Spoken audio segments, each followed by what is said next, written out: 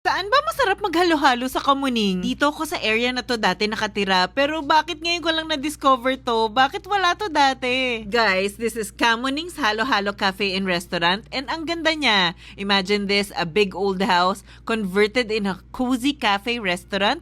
Super charming, homey, and perfect pang family or pang chikahan. Literal na hidden gem vibes. They serve classic Filipino dishes, may dim sum din, pero let's talk about what they're really known for. Halo-halo. Perfect kasi sobrang init na ngayon, 'di ba? And wait, 5 stars sila on Grab. Okay, that says a lot, 'di ba? 4 na flavors yung trinay ko. The summer fruity halo-halo, Pinoy traditional halo-halo, creamy mango biscoff, and banana con leche flan. Alam nyo naman, ang basehan ko talaga, leche flan. Kapag masarap ang leche flan, pasado agad sa akin ang halo-halo. And guys, ang sarap ng leche flan nila, legit. Plus, ang sarap din ng saging na saba. Hindi tinipid, hindi lasang artificial. After trying all 4, my ultimate favorite, yung creamy mango graham nila. Perfect yung blend, sweet mangoes, creamy but surprisingly, hindi siya nakakaumay. In fact, naubos ko mag-isa. Yes, ang sarap niya para sa akin. And bonus, I also tried their Thai Pao and Siomai. Grabe, para kang umorder sa legit Chinese restaurant. Great quality, ang solid. Mukhang may bago na naman akong dadayuhin sa Kamuning, and trust me, babalik ako dito.